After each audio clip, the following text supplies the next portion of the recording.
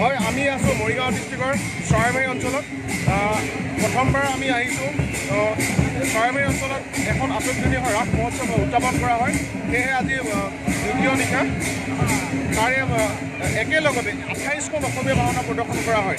আৰু আমাৰ লগত আছে চৰাইবাহী কমিটিৰ বয়সস্থ লোক এজন। আমি তেওঁৰ পৰা জানিব বিচাৰিম আচলতে এই ৰাসৰ মহোৎসৱ আৰু এই ৰাসখন কেনেদৰে উদযাপন কৰা হ'ব আৰু কি কাৰ্যসূচী আছে আমি তেওঁৰ পৰা জানিব বিচাৰিম।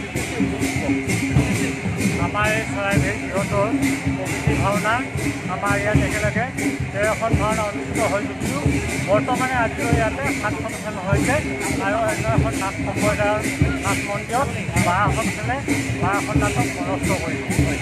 আপোনালোকৰ চৰাইবাহীত যিখন ৰাস মহোৎসৱ উদযাপন কৰা হৈছে কেইদিনীয়া কাৰ্যসূচী আপোনালোকে হাতত লৈছে? বৰ্তমান আমাৰ শংকৰ মন্দিৰত 3দিনীয়া কাৰ্যসূচী আৰু নাট মন্দিৰত 8দিন কাৰ্যসূচী।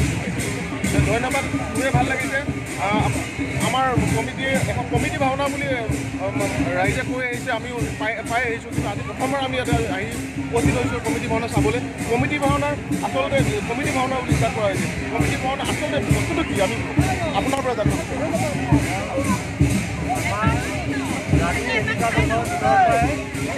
ভাওনা আৰম্ভ হৈছে।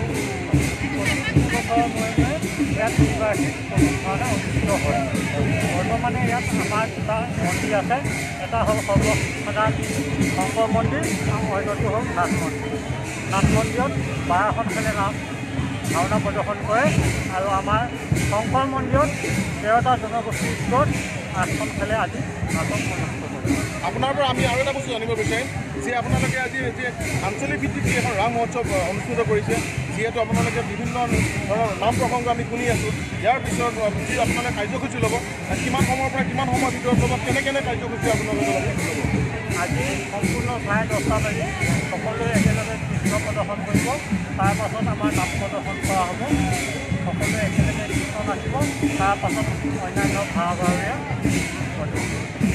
আমি আপোনাৰ জৰিয়তে আমি অসমবাসী এটা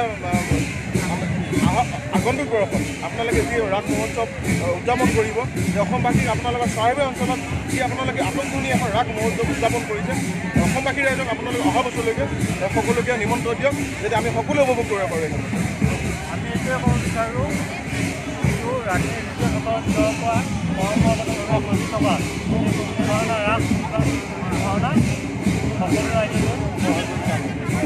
ধন্যবাদ দিছোঁ। চৰাইবাহী ৰাস উৎসৱ কমিটিৰ আমাৰ বয়স্ক লোক এজন আছে, তেওঁক আমি